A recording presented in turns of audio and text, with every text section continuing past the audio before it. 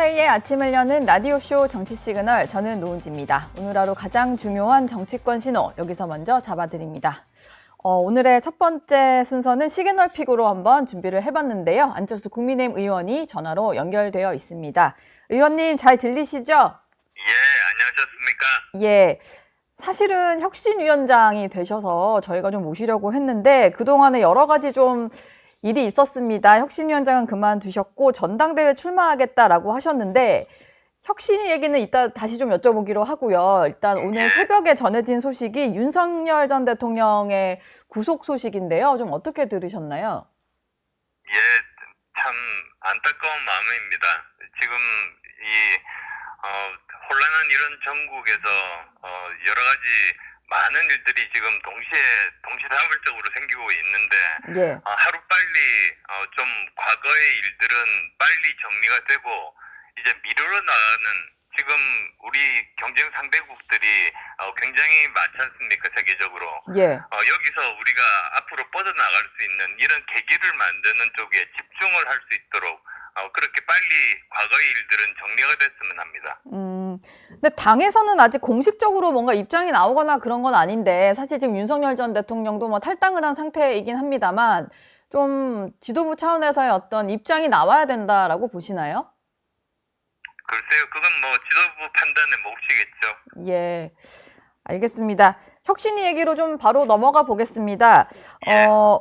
일단 의원님이 혁신위원장에서 물러나셨고 당에서는 그 윤희숙 여의도 연구원장을 새로운 혁신위원장으로 임명을 했는데 생각보다 좀 빨리 인선을 마무리를 한 것 같아요. 이 소식은 좀 어떻게 들으셨나요? 사실 원내대표가 이 경선 때 혁신위원회를 가장 중요한 공약으로 내걸었습니다. 예. 그러니까 아마도 원내대표 입장에서는 이 공약은 반드시 지켜야 되겠다, 이렇게 생각하고 있었던 것 같습니다. 예. 그래서 뭐 윤희숙 원장께서 기왕에 선임이 되셨으니까 정말 좋은 성과 내기를 진심으로 바랍니다. 근데 윤희숙 원장이 좀 혁신에 대한 의지는 좀 피력을 하셨는데 또 한 가지 얘기를 한 것이 누구에게도 특정인에게 칼을 휘두를 권한은 없다, 이런 얘기를 했어요. 그러다 보니까 아마 이번 윤희숙 혁신위가 인적 쇄신 문제에 대해서는 좀 다루지 않을 것 같다라는 관측이 나왔거든요. 예, 제가 사실은 크게 두 가지 정도 우려가 있습니다. 예. 그러니까 제가 처음 혁신위원장 이제 내정되었다고 이제 발표가 나니까 영남 당원들, 그다음 또 현역 국회의원들이 따로 저를 찾아왔습니다. 그래서 혁신의 이 제일 첫 번째 해야 될 일이 인적 쇄신이라고 이분들이 직접 저한테 말씀을 하셨어요. 예. 그리고 그것도 또 지금까지 혁신이들 역사를 살펴보면 당연한 것이고요. 그런데 윤 위원장 이번에 선임된 윤 위원장 일성이 혁신위의 인적 쇄신 권한이 없다고 말하지 않았습니까? 네. 그래서 이것에 대한 우려가 좀 있고, 그다음 또 두 번째로 급하게 하다 보니까 이 혁신위원들도 사실은 이 윤 위원장이 인사한 분이 없습니다. 그래서 정말 당원하고 지지자들이 원하는 혁신을 제대로 이뤄낼 수 있을지 우려가 큰 게 사실입니다. 예. 어제 또 윤희숙 혁신위원장 임명을 하면서 황우여 전 대표를 전당대회 관리할 선대위원장으로 동시에 임명을 했거든요. 예. 전대 관리비까지 동시에 띄운 속내는 뭐가 있을까요? 전대는 어차피 빨리 하기로 했고, 네. 8월 19일로 정해졌으면 이제 거의 한 달밖에 남지 않았으니까 뭐 속도 내는 건 당연하다고 봅니다. 근데 이 규정이라든지 여러 가지 세부 사항들에 대해서는 사실 윤석열 전 정부에서 비정상적으로 많이 흐트러 놓았지 않습니까?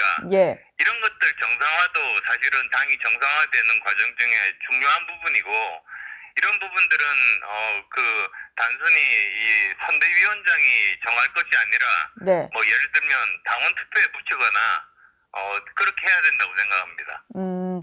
알겠습니다. 아까 혁신위 인선에 대해서 이제 윤희숙 위원장이 새로 임명은 됐습니다만 본인이 원한 인선이 뭐 들어가거나 뭐 그런 건 아니었다라는 말씀 주셨는데 사실 그 안철수 위원장이 물러나시면서 같이 좀 공개됐던 게 이재영 전 의원 또 박은식 전 비대위원 이 두 분이 혁신위원회 들어가려고 했다가 이게 빠지는 과정에서 약간 거기에 대한 좀 불만도 있으셨던 것 같아요. 아니요, 뭐 저기 예. 뭐 꼭 불만이라기보다 네.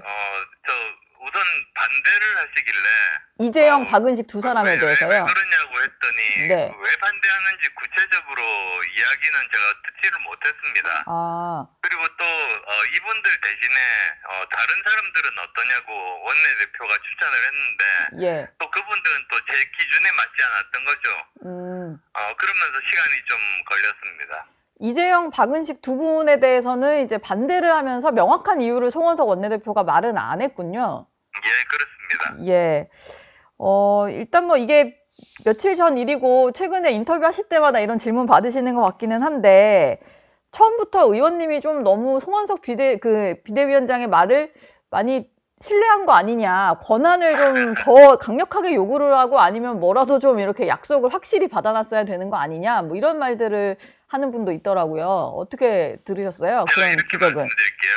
예. 그러니까 혁신위원장 저로 내정하면서 원내대표께서 대국민 선언을 했습니다. 네. 최고 수준의 혁신을 하겠다. 그러니까 이게 개인적으로 서로 아무도 뭐 증인도 없는 가운데서 약속하는 것보다 이 대국민 선언만큼 더 강력한 의지 표명이 있겠습니까? 예. 그래서 저는 제가 처음 제안했던 정말 최소한의 인적 쇄신 이것에 대해서 이야기를 한 거를 받기 힘들다고 하니까 네. 지금 우리 당이 처한 상황에 대해서 서로 간의 인식 차이가 얼마나 큰가 그런 것들을 실감할 수 있는 그런 때였습니다. 예. 지금 뭐 인적 쇄신에 대해서는 강력한 의지를 좀 피력을 하셨고, 그렇기 때문에 이제 또 전당대회에 나가시는 걸로 저희가 이해를 하고 있는데, 예. 사실 이제 쌍권 얘기를 계속 여쭤보면 구체적으로 언급은 하지 않았다라고 하셔서 제가 그럼 질문을 좀 바꿔서 한번 드려볼게요. 예. 오늘을 뭐 한 언론과 인터뷰하신 내용을 보니까 친윤계를 소멸시키지 않으면 개혁이 어렵다 이런 말씀을 하셨습니다.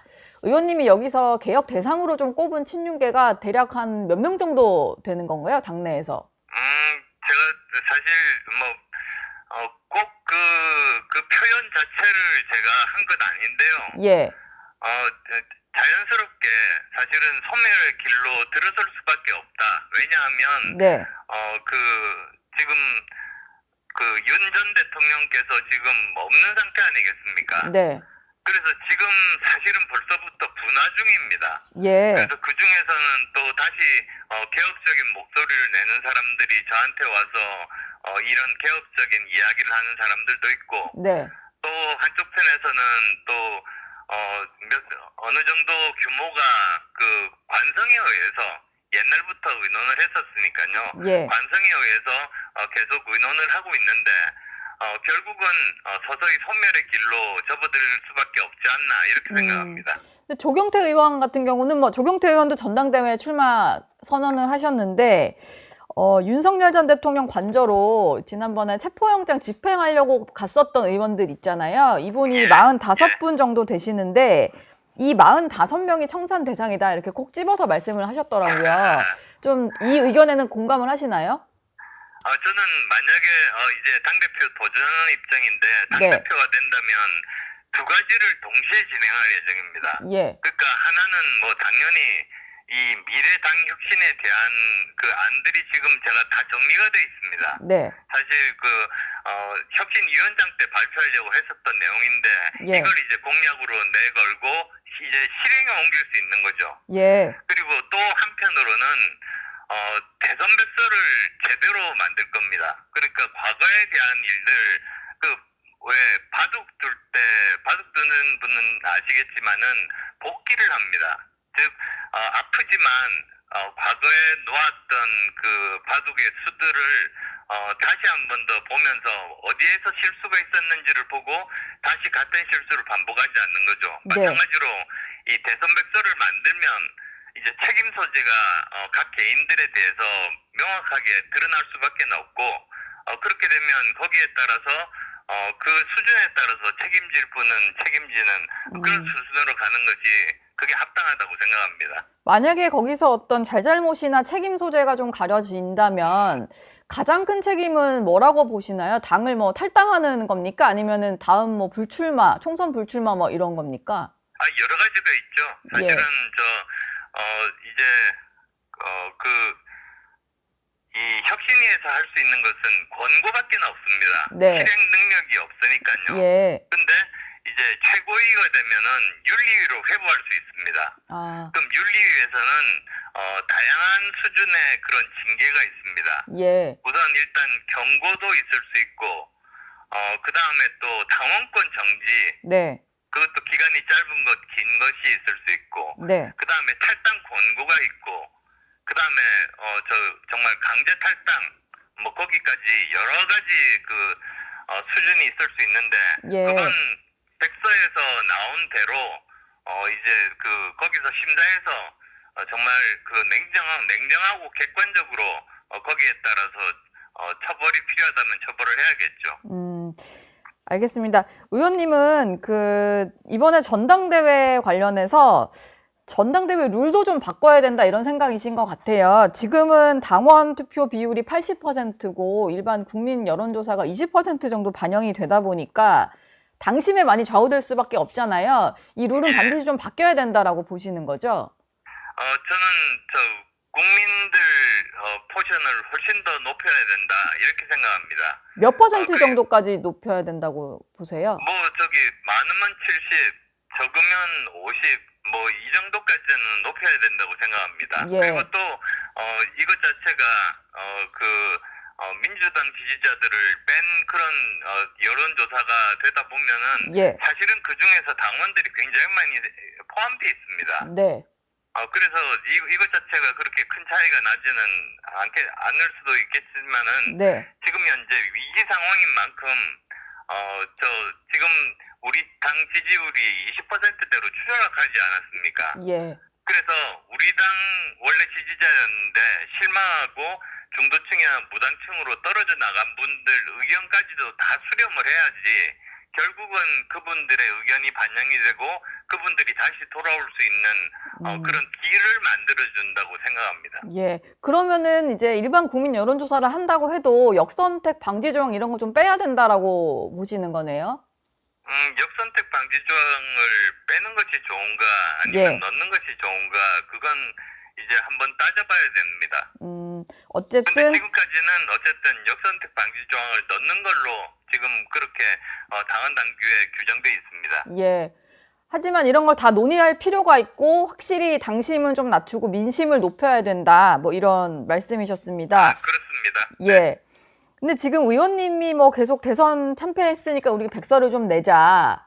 뭐 바둑 고수들도 이제 복귀를 한다 뭐 이런 말씀 주셨는데 당내에서는 별로 호응하는 목소리는 없었던 것 같아요. 지금 분위기가 좀 실제로 굳이 뭐 패배 이후 말 안 해도 아는 거 과거를 헤집을 필요 없다 뭐 이런 분위기인가요? 그게 이렇습니다. 예. 사람의 기억은 휘발성이 있어서 지금은 뭐 명백하게 다 알지만 1년만 지나도 예. 세부적인 사항부터 해서 다 잊어버립니다. 네. 근데 이걸 지금 기억이 생생할 때 이럴 때 제대로 백서를 만들고 또 필요하다면은 여론조사를 해가지고 기록으로 남기면 그게 같은 실수를 반복하지 않을 수 있는 정말 좋은 방법이죠. 예. 그래서 또 다들 백서를 만드는 거 아니겠습니까?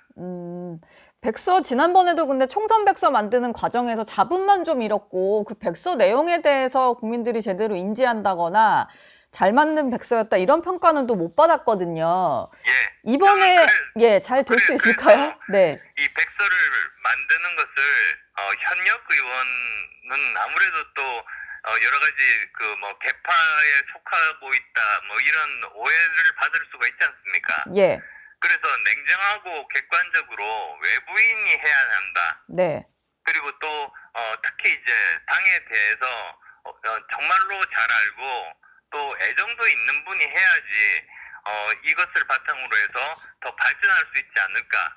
저는 그렇게 생각합니다.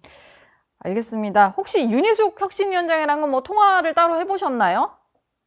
그전에 그 통화를 제법 한 편입니다. 예, 특히 이제 처음 여의도 연구원장 맡았을 때 네, 그때 이슈가 뭐 지금도 마찬가지입니다만 이 AI에 대한 부분들이어서요. 예, 그런 부분들에 대한 의견을 구해서 제가 아는 한 소상하게 말씀드렸습니다. 아, 이번에 혁신위원장으로 새로 임명되시고 나서 혹시 두 분이 통화를 하셨나 해서, 아니요. 그 이후로는 하지는 못했습니다만 예, 저 나름대로 뭐 짧은 기간 네, 겪었던 이런 일들에 대해서 예, 저 말씀을 드리면 아무래도 그 실패할 수 있는 확률을 훨씬 줄일 수 있지 않을까 생각해서 한번 만나서 조언을 드릴 그런 생각입니다. 예.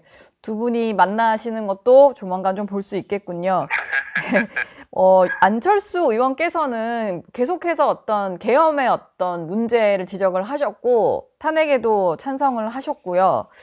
예, 윤 전 대통령과는 절연을 해야 된다라는 말씀을 좀 많이 강조를 하셨습니다.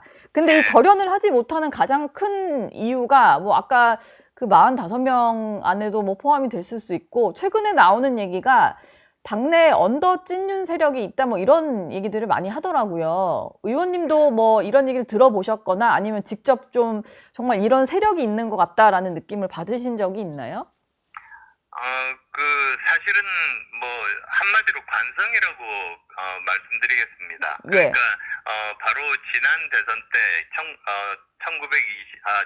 2022년 대선 때 예, 이제 대통령을 만들었지 않습니까? 네, 그때 모였던 사람들이 흩어지지 않고 여전히 같이 이렇게 논의를 하면서 의사결정을 하는 그런 쪽이 대세였었는데요. 예, 그러다 보니까 이제 윤 대통령께서 이제 전직 대통령이 되고 이제 사라져 버린 상태에서도 그 관성이 계속되는 겁니다. 네, 근데 분명한 것은 그 숫자는 줄고 있습니다. 예, 그래서 그게 우리 당이 이제 그 탈피해야 되는 윤 대통령 부부와의 절연 이 부분에 해당되는 것이고요. 네, 그다음에 또 두 번째로는 윤 그 정권 시절에 이 당원 당규를 마음대로 고쳤습니다. 네, 그래서 사실은 당과 정이 수직적인 형태가 되면 안 되거든요. 누가 누가의 부하가 아니고 예, 수평적인 형태로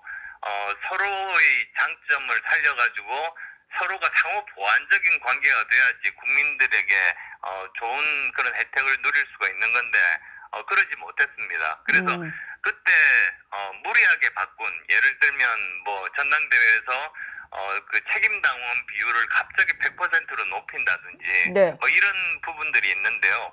그런 부분들을 포함해서 그런 부분들을 다 새롭게 옛날로 정상화하는 것이 또 우리에게 주어진 숙제인 거죠. 저희가 오늘 안철수 의원 그 인터뷰를 한다고 해서 사전에 저희 구독하시는 시청자분들께 댓글로 질문을 좀 받아봤는데요. 좋은 질문이 좀 많이 있었고, 뭐 응원도 많이 달렸고 한데, 한 가지 좀 여쭤보고 싶은 게 지금 뭐 인적 쇄신이라든지 윤 전 대통령과의 어떤 절연 부분이랑 좀 이어질 수도 있을 것 같아요. 예. 데너리스 님이 주신 질문인데, 국민의힘이 극우 세력과는 어떤 관계가 되어야 하는지 안철수 의원님의 의견을 좀 듣고 싶다, 이런 댓글이거든요. 예, 그러니까 뭐 극우 세력이라기보다 저는 예, 아주 뭐라고 합니까?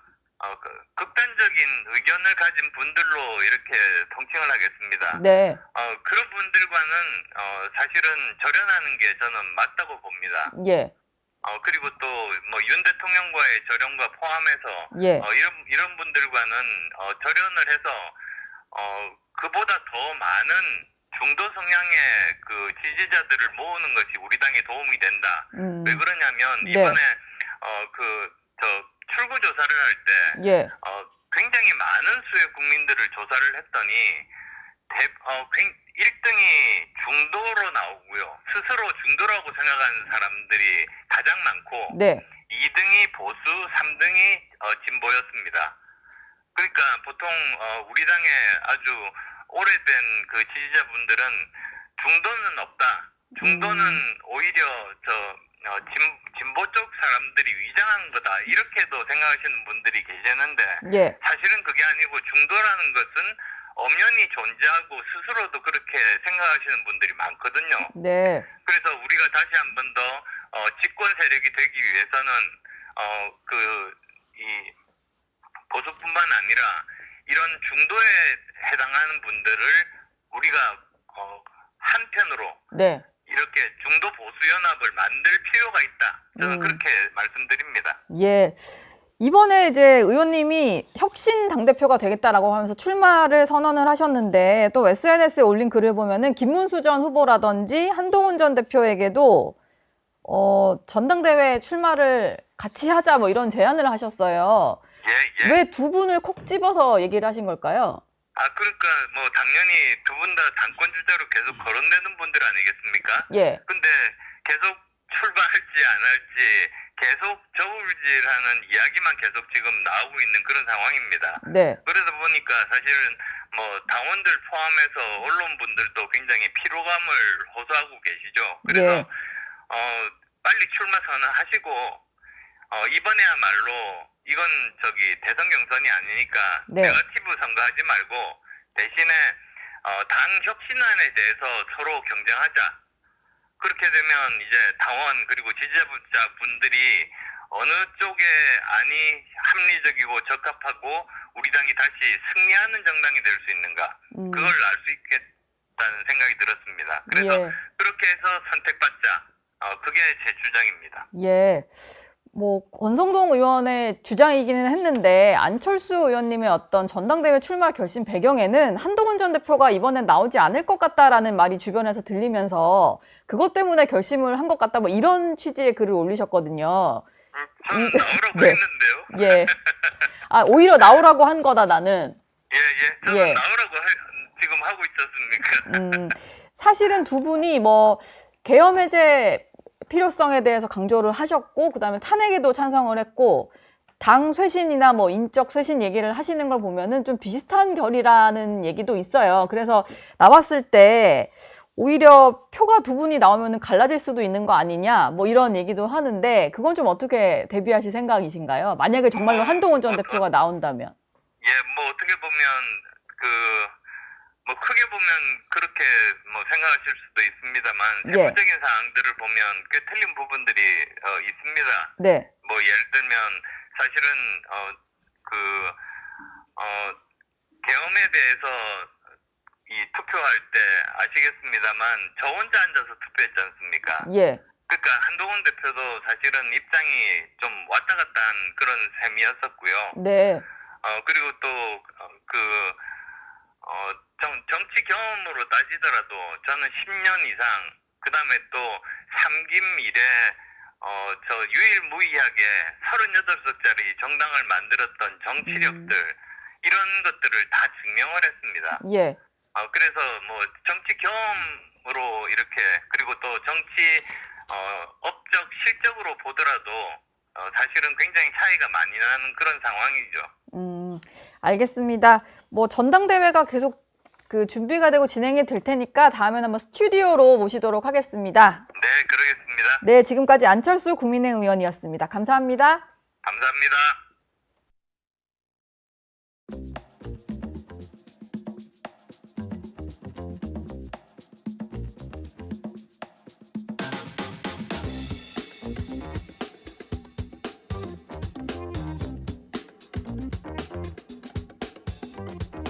네, 오늘 두 번째 시그널 픽에서는 장동혁 국민의힘 의원 모시고 자세한 얘기 나누겠습니다. 어서 오세요. 안녕하세요. 반갑습니다. 네, 반갑습니다. 뭐 당 얘기도 하고 뭐 하려고 했는데 오늘 새벽에 전해진 소식부터 좀 안 여쭤볼 수가 없는데요. 윤석열 전 대통령이 구속 취소가 된 지 4달 만에 다시 구속이 됐습니다. 증거인멸할 우려가 있다라고 영장이 발부됐거든요. 이건 좀 어떻게 보셨나요? 법원의 결정이기 때문에 일단 존중한다는 말씀을 드립니다. 그러나 구속은 최종 재판이 아닙니다. 아직 본안 재판은 남아 있고요. 뭐 구속 여부에 대해서는 법원이 증거인멸 우려나 도주 우려 등에 대해서 적이 판단할 거라고 생각이 되어지지만 다만 네. 아쉬운 점은 있습니다. 네. 이미 관련자들이 다 구속되어 있거나 예. 이미 재판 진행 중입니다. 그렇다면 관련된 증거들은 이미 충분히 수집되어 있고 확보되어 있다라고 할 수 있는데 뭐 어느 부분에 있어서 증거 인멸의 우려가 있다고 판단했는지는 모르겠지만 뭐 법원의 판단이기 때문에 우선 존중한다는 말씀을 드리지만 본안 재판에서는 보다 중립적이고 예. 객관적으로 충실하게 재판이 이루어지기를 바라겠습니다. 조은석 내란 특검 같은 경우는 일단 대통령의 혐의를 더 추가를 해서 수사를 하고 있는데 지금 내란 혐의 외에도 외환 혐의에 대해서도 좀 수사를 하겠다 이런 방침이거든요. 일단 구속 상태로 그러면은 수사를 뭐 여기저기 다른 특검에도 좀 걸려 있는 게 있으니까 다 받아야 되는 거겠죠? 지금 뭐 혐의를 추가한 것은 결국은 구속 사유를 더 강화하기 위해서 추가한 것으로 보여지는데 네. 과연 12.3 계엄이 외환까지 가는지에 대해서는 많은 국민들이 의문을 가지고 있을 것이고요. 과연 법리적으로 그것이 외환까지 연결될 것인가? 그 부분은 아직은 충분히 법리적으로 소명이 되거나 입증되지 않았다고 생각이 됩니다. 예. 다만 그것이 만약에 무죄 판결이 난다면 네. 결국은 이 특검이 무리하게 수사를 한 것이 아니냐 그런 비판을 받을 수밖에 없을 것 같습니다. 예. 뭐 이게 조금 많이 앞서 나간 얘기긴 합니다만 이제 윤석열 전 대통령이 구속이 되면서 일각에서는 국민의힘 의원들 중에 그 계엄 해제 표결에 참여를 하지 않았던 사람들이라든지 아니면 체포영장을 집행하는 과정에서 관저 앞에 가서 좀 저지를 했던 분들 이런 분들까지도 좀 수사해야 된다라는 말까지 좀 나오잖아요. 이런 기류에 대해서는 좀 어떤 입장이신가요? 특검을 그렇게 밀어붙인 이유 중에는 어떻게든 국민의힘 의원들에 대한 수사로까지 확대하기 위한 목적이 있었기 때문에 예. 그것이 죄가 되든 안 되든 나중에는 그것이 다 뭐 무죄로 되든 또는 무혐의로 돼서 특별한 문제가 없다고 밝혀지든 어떻든지 간에 특검으로서는 정치적으로 무리하게 거기까지 수사를 확대할 가능성은 있다고 봅니다. 지금 보면은 윤성현 의원 같은 경우가 이제 그 공천 개입 문제로 압수수색을 받았고 김성교 의원 같은 경우는 양평 고속도로 관련해 가지고 뭐 출국 금지가 되고 이런 상황인 것 같아요. 조금씩 뭔가 수사망에 좀 잡히는 의원들이 생긴 것 같고 또 민주당에서는 이런 얘기까지 하잖아요. 체포영장이 오는 족족 처리하겠다. 동료 의원에 대해서 이런 말까지 나왔는데 그런 부분들에 대해서 예. 뭐 국민들께서 저는 판단하실 것이기 때문에 그런 정치적인 공격 그리고 정권이 바뀌자마자 야당 의원들에 대한 그런 정치적인 수사에 대해서는 국민들께서 엄히 심판해 주시리라고 생각합니다. 김성교 의원의 출국 금지만 하더라도 네. 김성교 의원이 스스로 그 입장을 밝혔지만 그 어떤 것도 사실은 드러난 것도 없고 예. 특별히 어떤 증거도 없는데도 불구하고 계속 이렇게 출국 금지부터 하고 지금 어느 의원들까지 출국 금지돼 있는지도 사실 알 수 없지 않습니까? 그러네요. 출국 네. 금지가 된다고 하더라도 예. 뭐 본인에게도 통보를 하지 않기 때문에 네. 뭐 어디까지 수사가 확대될지는 모르겠지만 이것이 국민들로부터 명백한 야당 탄압이다. 정치 보복이다. 예. 이재명 대통령이 당대표 시절 모든 것을 다 정치 보복이라고 그렇게 하지 않았습니까? 네. 정치 검찰의 뭐 창작이다. 소설이다. 그렇게 부르짖어 왔는데 네. 곧바로 정권이 바뀌자마자 야당을 향해서 검찰의 칼날을 들이대면서 특검으로 이렇게 야당을 공격하는 것에 대해서 국민들께서 똑같이 평가하시리라고 생각을 합니다. 국민의힘에서는 독재 방지법을 발의하겠다 뭐 이런 구상이신 것 같아요. 이건 좀 어떤 내용인 건가요? 특검을 떠나서 지금 사실 독재로 가는 것 아니겠습니까? 뭐 대통령이 되자마자 본인의 재판은 중지하는 법안을 만들고 있고 예. 또 본인뿐만 아니라 관련자들의 재판을 결론을 좌지우지하기 위해서 대법관을 30명으로 늘리겠다. 네. 뭐 이렇게 지금 추진하면서 결국은 검찰 개혁이라는 이름으로 검찰 사법에 대한 법 개정을 추진하면서 공소를 취소해야 된다. 예. 대통령의 죄를 없애야 된다. 기소가 다 잘못됐으니까 네. 공소 취소하자. 아니면 기존의 수사는 다 잘못됐으니까 수사했던 검사들을 고발해야 된다. 고소해야 된다. 오히려 그 사람들을 처벌해야 된다. 라고 하면서 결국은 검찰 권력, 사법부, 그리고 행정 권력, 뭐 네. 입법부는 이미 다 민주당의 입맛대로 지금 일방적으로 운영되고 있지 않습니까? 네. 이걸 뭐 독재국가라고 표현하지 않으면 뭐라고 표현하겠습니까? 우리가 그런 것들에 대해서 소수 의석 밖에 가지고 있지 않기 때문에 네. 저희들이 의석의 힘으로 막을 수 있지는 못하지만 국민들께 이 부분을 알려서 결국은 이런 독재를 막아낼 수 있는 마지막 힘은 국민들의 힘밖에 없다고 생각합니다. 그래서 네. 국민들에게 이를 알리고 우리가 싸워 나가기 위해서 그렇게 기구를 만들고 있습니다. 그러니까 국민에게 조금 더 이렇게 어찌 보면 여론전을 위한 어떤 그런 방안으로 이런 법안까지도 좀 발의하겠다. 국민을 설득하기 위한 방안이죠. 예. 네. 당 얘기로 조금 넘어가 보겠습니다. 네. 어제 윤희숙 여의도 연구원장이 새 혁신위원장에 임명이 되셨는데요. 송원석 비대위원장은 혁신의 조타수가 될 거다, 뭐 이런 기대감을 나타내시더라고요. 당내에서는 좀 분위기가 어떤가요? 뭐 전망이나 기대보다는 뭐 저도 똑같이 희망사항을 말씀드리면 네. 우리 당이 너무나 어렵습니다. 지금 우리 당의 지지율이 20% 정도밖에 안 되는 것은 그동안 우리 당을 쭉 지지해왔던 전통 지지층마저도 네. 지금 마음을 돌리고 있다는 거 아니겠습니까? 그래서 변화와 쇄신, 새로운 혁신을 하지 않으면 사실 당의 존망이 걸려있는 문제이기 때문에 이 부분에 중책을 맡고 혁신위원장이 되신 만큼 네. 당의 혁신을 반드시 이루어내 주셨으면 하는 희망을 가지고 있습니다. 근데 당이 뭐 바뀌어야 한다, 쇄신해야 된다 이런 거에는 모든 의원이 공감하실 텐데 여기서 하나 의견이 엇갈리는 게 인적 쇄신 문제인 것 같은데요. 네. 의원님 생각이 좀 궁금해요. 지금 좀 우리가- 필요한 작업입니까? 아닌가요? 우리가 한번 역으로 돌아가 볼게요. 혁신, 쇄신, 변화가 나오는 시점은 늘 선거에 패배했을 때입니다. 예. 저는 혁신은, 쇄신은 이제 야당이 됐으니까 여당과 잘 싸워서 다음 지방선거에서 이기고 그 다음 총선에서 이기는 것이 쇄신이라고 생각합니다. 네. 그게 혁신이라고 생각합니다.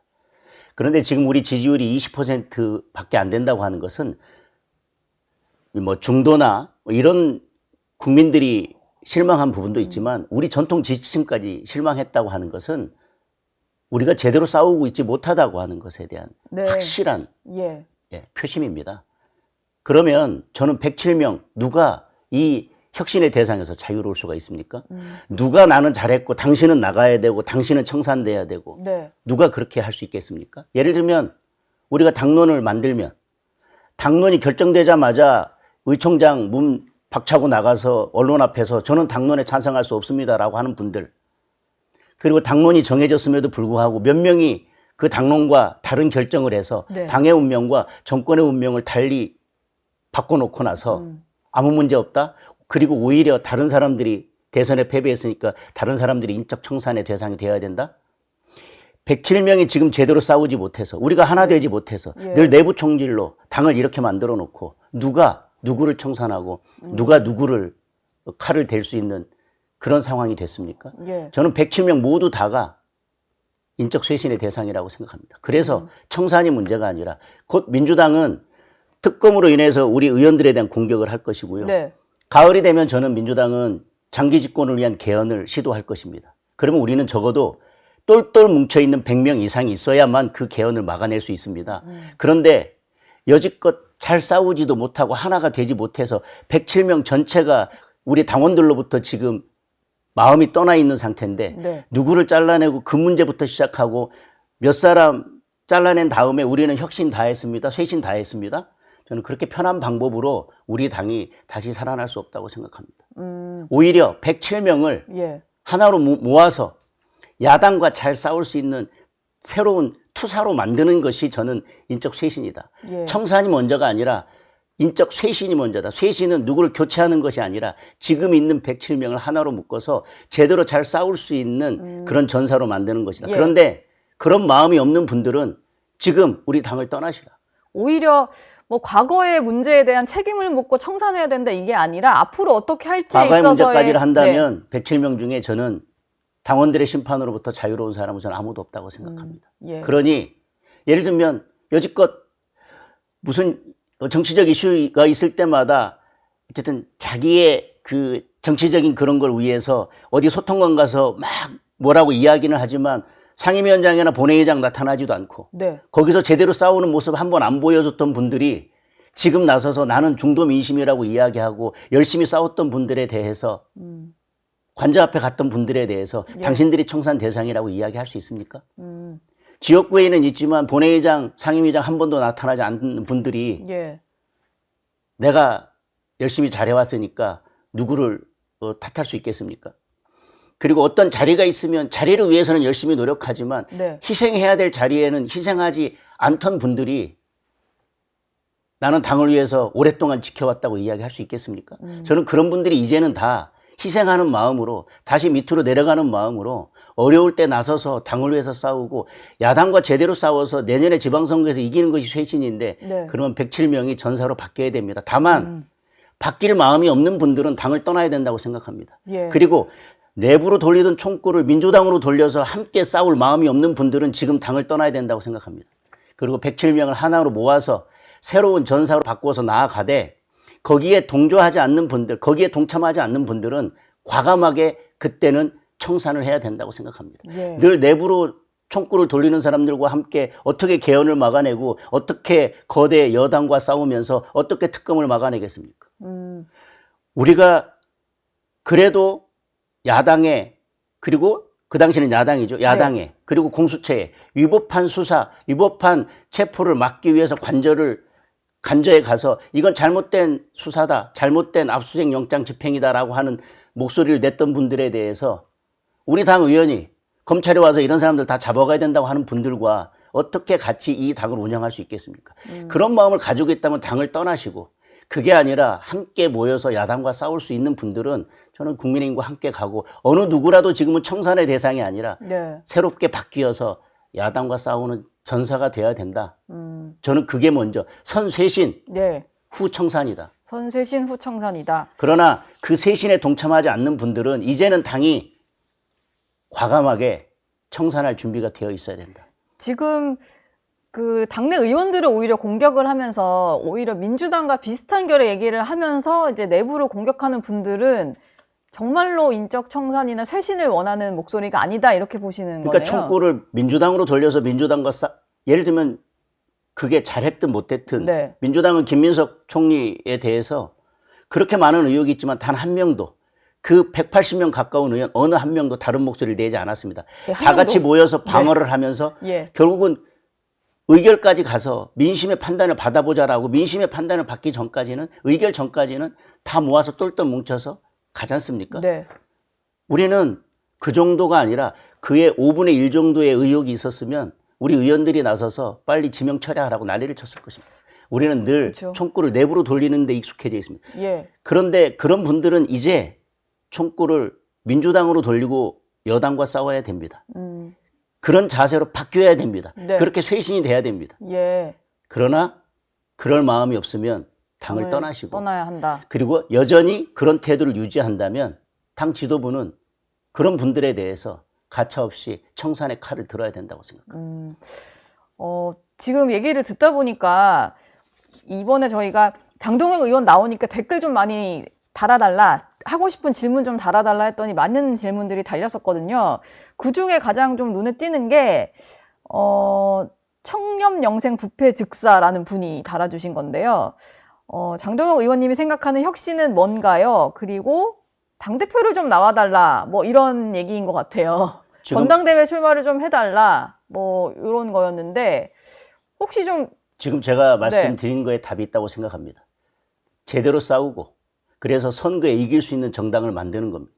우선은 그래서 107명을 말씀드린 것처럼 여당과 제대로 싸울 수 있는, 거대 여당과 제대로 싸울 수 있는 예. 투사로 만들고요. 그 시스템을 만드는 것입니다. 제대로 싸우지 않는 분들은 이제 청산 대상이 되도록 만드는 것. 예. 그리고 내부 총질을 하는 분들에 대해서는 이제 역시 청산의 대상으로 만드는 시스템을 만드는 것입니다. 예. 다만 지금은 우리가 지금 당장은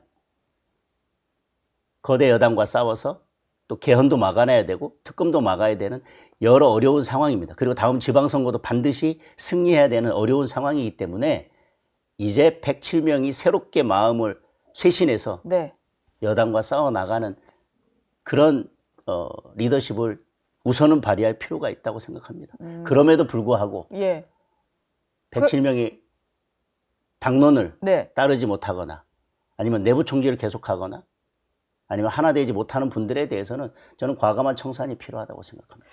그래서- 다양한 목소리는 필요합니다. 예. 결론이 나기 전까지는. 그것은 쓴소리가 될 겁니다. 다양한 목소리는. 네. 그러나 결론이 났음에도 불구하고 그와 다른 목소리를 의도적으로 반복적으로 내는 것은 그것은 내부 총소리죠. 쓴소리가 아니라. 내부 저는- 총소리자 자기 정치인가요? 그렇죠. 지금 제가 했던 질문에 구체적인 답이 안 나와서 다른 댓글 하나만 더 읽어드리면 신라공주님께서는 이번 당대표에 꼭 나가주세요라는 질문보다는 그냥 당부를 적어주셨는데 장동혁 의원님의 출마를 얘기하는 분들이 조금씩 생기고 있는 것 같아요. 혹시 고민을 해보신 적이 있습니까? 아니면 결정을 하셨습니까? 당이 어려울 때입니다. 예. 그래서 지금 말씀드렸습니다. 107명이 전부 다 쇄신의 대상이다.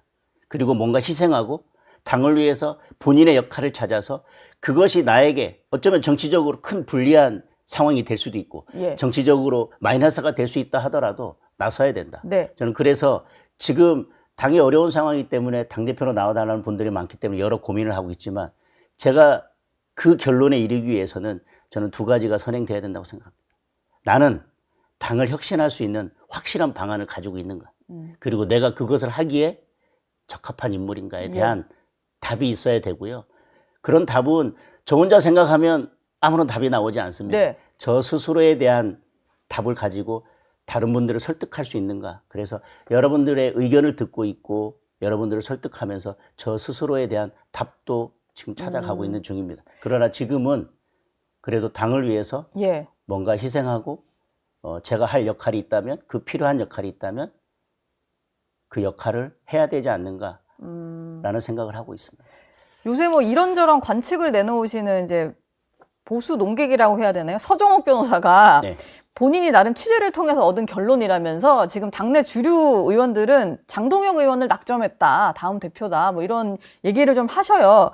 그러면서 하나의 사례로 든 게 전당대회 개최를 충청도에서 청주에서 하는 이유가 뭐겠냐. 뭐 이런 얘기를 하셨는데 이건 좀 근거도 있고 논리도 있는 얘기일까요? 초재선 의원님이나 젊은 의원님들 그리고 여러 의원님들께서 예. 당대표 출마를 권유하는 하라고. 분들도 많이 있습니다. 네. 물론 또 그런 분들 중에는 너무 어려운 시기이기 때문에 지금은 뭔가 좀 여러 공부를 하고 좀 쉬면서 그 다음을 준비하는 게 더 낫지 않겠냐고 말씀하시는 분들도 있습니다. 예. 그러나 중요한 것은 뭐 언제가 좋냐 이런 문제가 아니라 네. 지금 당이 필요로 하는 시기인가, 내가 역할을 해야 될 때인가, 아까 말씀드린 것처럼 내가 무엇을 할 수 있는가, 내가 할 수 있는 방안이 무엇인가에 대한 고민이 먼저 선행돼야 된다고 생각하고요. 어느 분들이 나가라고 한다고 아니면 네. 어느 분들이 나가라고 하지 말라고 한다고 해서 그것이 제가 의사결정하는데 가장 중요한 것은 아니라고 생각하고 네. 또 어떤 분이 출마한다 안 한다 그것도 저는 전혀 고려의 대상은 아니라고 생각합니다. 예. 중요한 것은 제가 나설 때인가, 그리고 나서서 제가 뭔가를 할 수 있을 것인가, 그러면 도대체 무엇을 할 것인가에 대한 답이 확실히 있어야 된다고 생각하는데 네. 그런 답을 찾기 위해서 여러 고민들을 하고 있습니다. 조금 전에 이제 전화 연결을 했던 안철수 의원 같은 경우는 혁신위원장을 그만두시면서 전당대회에 출마하겠다 하셨잖아요. 네. 조금 전에 했던 얘기 중에 하나가 뭐였냐면은 전당대회 룰을 좀 바꿀 필요가 있다. 지금은 당심이 80%나 반영이 되다 보니까 이 민심 비율을 좀 높여야 된다라는 얘기를 하셨거든요. 의원님 생각은 좀 어떠신가요? 여러 논란들이 있어서 전당대회 때마다 룰이 바뀌기도 하는데 예. 계속해서 당원 당규를 바꿔왔습니다. 네. 근데 당원 당규가 바뀐 지 얼마 되지도 않았습니다. 근데 전당대회 때마다 룰을 바꾸자고 하는 것은 결국은 누군가의 유불리와 관련될 수 있고 그것이 결국은 본인의 유불리에 따라서 경기 규칙을 바꾸자고 하는 것이기 때문에 네. 이 전당대회 전에 이제 한 달 정도밖에 남지 않았는데 그렇죠. 이미 당원 당규는 예전부터 마련돼 있어서 이번 대통령 선거 때에도 그 룰을 가지고 결선에서는 당원 80, 일반 국민 20으로 적용을 했습니다. 네. 그게 불과 한 뭐 2달 전인데 네. 지금 와가지고 또 전당대를 앞두고 또 룰을 바꾸자고 하는 것은 저는 또 다른 논란의 시작이라고 생각합니다. 예. 선수는 예. 본인이 최선을 다해서 룰에 있는 대로 그분들의 마음을 얻기 위해서 그분들이 무엇을 원하는지 그것을 고민하고 그거에 맞게 내가 당원들을 설득하면 되는 것이지 전당대회 때마다 계속 룰 바꾸자고 하는 것은 저는 바람직하지 않다고 생각합니다. 예. 뭐 안철수 의원 같은 경우는 김문수, 한동훈 두 사람 함께 출마하자라고 얘기를 했는데 김대식 비대위원이나 이런 분들은 미래로 가려면은 이 두 분이 전당대회는 안 나왔으면 좋겠다라는 얘기도 하셨고 저도 뭐 그냥 뒤에서 비공식적으로 여러분들 얘기를 들어보면 지난 대선 경선 주자들은 안 나오는 게 좋지 않겠냐는 말을 하는 분들이 좀 있더라고요. 실제로 당내에 이런 의견들이 좀 다수설인지 궁금한데 어떤가요? 다소설 뭐 그런 것까지는 모르겠습니다만 김대식 비대위원께서 하신 말씀의 취지는 알 것 같습니다. 우리가 대선에 패배했고 결국은 대선 경선에서 참여해서 결국은 패배를 했던 그 후보들이 다시 또 당대표로 나온다고 하는 것에 대해서 과연 국민들이 변화인지 쇄신인지 공감할 수 있겠나. 네. 그리고 계속해서 뭐 대선이나 아니면 그 전에 선거에 참여했던 분들이 계속 반복적으로 나오면 네. 그것을 국민들께서 변화와 쇄신으로 볼 수 있겠는가. 새로운 인물들이 나와서 좀 새롭게 당을 바꿔야 되지 않겠나라고 하는 취지에서 그런 의견을 뭐 주셨다고 생각합니다. 예. 그러나 전당대회를 염두에 두고 있는 저로서는 네. 지금 제가 어느 분은 나오는 게 맞고 어느 분은 나오지 않는 게 맞다라고 말씀드리는 것도 맞지 않고 저는 어느 분이 나오냐 나오지 않느냐가 제가 또 전당대회를 나가는 데 있어서 전혀 고려사항도 아니라고 생각합니다. 예. 저는 제가 무엇을 할 수 있을 것인가를 가지고 당원들을 설득하면 되고 그리고 그 약속을 하고 당선이 된다면 그것을 실행할 수 있는 의지가 있는가 그리고 실행할 수 있는 여건인가 뭐 그런 것들을 고려하면 된다고 생각합니다. 뭐 새 인물 얘기도 나오고 그 지도 체제를 집단 지도 체제로 좀 바꿔야 된다라는 얘기도 뭐 송원석 비대위원장 같은 경우는 좀 예전에 집단 지도 체제였다가 지금의 체제로 바꿨지 않습니까? 그렇죠. 바꾸는 데 있어서 많은 논란이 있었고 많은 논의가 있어서 이렇게 바꿔놨습니다. 어떤 지도 체제든 장단점이 있을 것입니다. 네. 근데 지금 한 달밖에 남지 않았는데 예. 한 달밖에 남지 않은 이 상황에서 충분한 의견을 거쳐서 룰도 바꾸고 뭣도 바꾸고 그러면서 결국은 가장 큰 틀인 집단 지도 체제로 바꾼다고 하는 것은 저는 시간이 너무 촉박한 게 아닌가. 바꾼다 하더라도 이번 전대를 마치고 새로운 지도부가 다음 충분한 의견 수렴을 예. 거쳐서 당원 당규를 바꾸어 놓고 그리고 다음 전대부터 그것을 적용하는 것이 저는 맞다고 생각합니다. 예. 최근에 언더찐윤이라는 말을 네네, 뭐 네. 칼럼에서도 쓰고 하면서 많이들 나오고 있는데 어제 진종호 의원이 뭐 다른 이제 원외 당협위원장들이랑 기자회견을 하면서 당 기득권인 언더찐윤은 혁신이 출범과 같은 꼼수로 위기를 모면하려고 한다 뭐 이런 얘기를 했는데 일단 혁신이 출범도 꼼수다라는 것 같고 뭔가 당내 의견을 좌지우지하는 언더찐윤 세력이 있다라는 얘기를 했어요. 그거에는 동의하기 예. 어렵습니다. 지금 우리 당이 위기이고요. 지금 이런 위기 상황에서 지금 누가 목소리를 내고 있습니까? 누가 제대로 싸우고 있습니까? 누가 당을 지금 방향을 결정해서 가고 있습니까? 네. 아무도 없습니다. 예. 지금 당의 핵심 뭐 그걸 뭐 무슨 개 무슨 이렇게 하라고 얘기할 것도 없이 지금 당이 이 상황인데 방향을 정하고 구심점을 만들어서 가는 분들이 지금 없습니다. 그러니까 지금 무슨 찐이다 언더찐이다 그런 것도 이야기할 상황이 아니고요. 당이 너무 어렵고 지금 누가 당을 어떻게 이렇게 저렇게 움직여 간다? 그렇게 말할 상황도 아닙니다. 그리고 예. 우리가 그렇게 한가롭지도 않습니다. 지금 모두 107명이 나서서 네. 그런 이야기 하지 말고 이쪽 편에 서서 저쪽 편을 우리끼리 지금 공격하지 말고 그럼 다 같이 한 곳에 모여서 머리를 맞대고 그러면 누가 싸울 것인지 어떻게 싸울 것인지 어떤 무기로 싸울 것인지 네. 그리고 불만이 있으면 그러면 이것을 어떻게 바꿔갈 것인지 그러면 당신은 무엇을 할 것인지 나는 무엇을 할 것인지에 대한 이야기를 진지하게 하는 게 맞지 당이 이렇게 망가지고 지금 우리 정통 지지층까지도 등을 돌리고 있는 상황에서 네. 지금 뭐 누구다 뭐 무슨 상황이다 어느 편에서 누가 모여서 무슨 뭐 음모를 네. 꾸미고 있는 것처럼 이야기하는 것 자체가 그 자체가 구태고 저는 그 자체가 혁신의 대상이라고 생각합니다. 예. 민주당 얘기를 또 안 할 수가 없습니다. 지금 어려운 시기에 법사위 간사를 맡으신 거죠? 네. 보니까 법무부 장관 후보자 청문회가 아마 다음 주에 있을 네. 텐데 정성호 의원이 이 대통령의 공소 취소 필요성을 언급을 했었고요. 후보자로 지명된 이후에 그리고 김병기 원내대표도 언론 인터뷰에서 공소를 취소하거나 공소장을 변경해야 한다라고 공개적으로 얘기를 했거든요. 이건 뭐 움직임이 시작됐다라고 봐야 되는 거겠죠. 아까 말씀드렸지만 그런 것들이 독재국가로 가는 신호탄이죠. 예. 검사가 기소를 했으면 그게 잘못됐으면 법원에 가서 무죄를 받으면 됩니다. 그런데 피고인이었던 사람이 대통령이 됐다고 해서 네.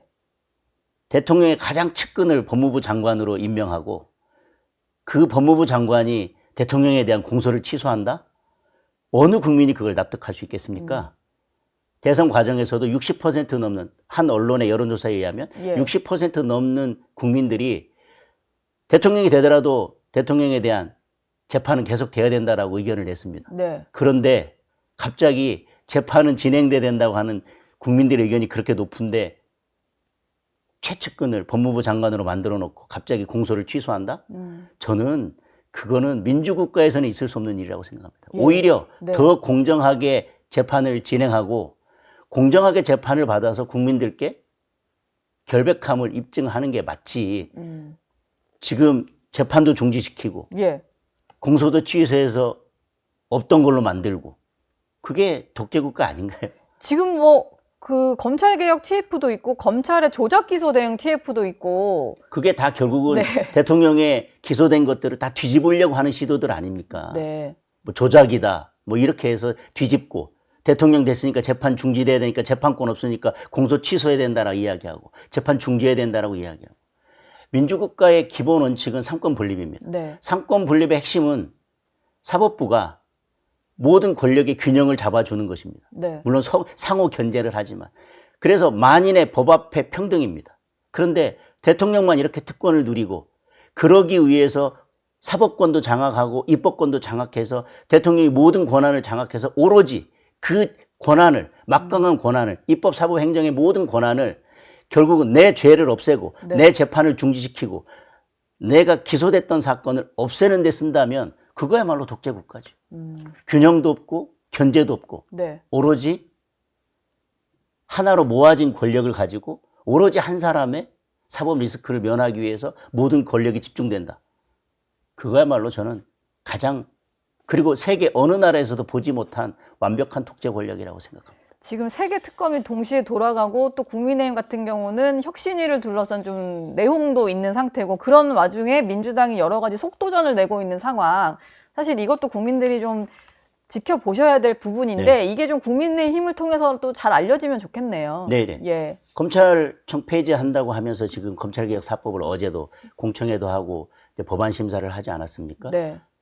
검찰개혁의 가장 핵심은 정치검찰이라고 해서 그렇게 비판을 하면서 정치 권력으로부터 분리하겠다는 거지 않습니까? 네. 그런데 지금 민주당이 하는 법안을 보면 검찰청은 폐지하고 공소청으로 만들면서 검찰이 가지고 있는 수사권을 다 쪼개놓고 그 쪼개놓은 수사권을 국가수사위원회라고 하는 위원회 하나에서 완전히 통제하면서 그 국가수사위원회는 국무총리 밑에 네. 그리고 국무총리 위에는 대통령 그리고 국가수사위원회 위원 12명 중에서 9명은 대통령이나 여당이 임명하도록 되어 있습니다. 예.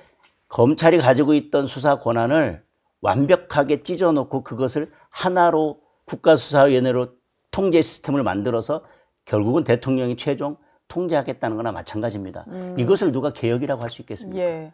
정치로부터 검찰 권력을 수사 권력을 분리하자고 하면서 모양은 찢어놓고 결국은 통제 시스템은 하나로 묶어서 결국 그 모든 통제 권력을 대통령이 갖는 시스템. 그게 네. 지금 민주당이 추진하고 있는 검찰 개혁의 모델입니다. 더한 조직을 만들어서 네. 틀어주겠다 이런 거군요. 이것은 검찰 개혁을 하겠다고 하면서 이렇게 사법 시스템을 바꾸는 거는 예. 형사소송 절차를 완전히 바꾸겠다는 것이기 때문에 네. 이거는 검찰의 틀을 바꾸는 것이 아니라 대한민국 전체의 틀을 바꾸는 것입니다. 그런데 방향과 시간을 정해놓고 무조건 밀어붙인다? 저는 대한민국 사법 시스템에 엄청난 혼란이 오고요. 대한민국 시스템 전체에 엄청난 충격과 혼란이 오는 것은 자명하다고 생각합니다. 예. 오늘은 여러 가지 여쭤볼 게 많았는데 다음에는 뭐 그 부분 검찰개혁 관련해서 한번 다시 또 모셔야 될 것 같아요. 그러겠습니다. 아, 전당대회도 있네요. 네. 여튼 또 모시겠습니다. 오늘 네. 고맙습니다. 감사합니다. 네, 오늘도 정치 시그널 보시면서 많은 분들이 댓글을 남겨주셨는데요. 끝까지 함께 해주신 모니카, 소금쟁이 두 분께 커피 쿠폰을 보내드리겠습니다. 카카오톡 정치 시그널로 꼭 연락 주시기 바랍니다. 라디오쇼 노은지의 정치 시그널 오늘 송신은 여기까지입니다. 유튜브 채널 들어가셔서 채널A 뉴스 또 정치 시그널 계정까지 많이 구독해 주시고요. 저는 다음 주 월요일 아침 8시에 다시 돌아오겠습니다.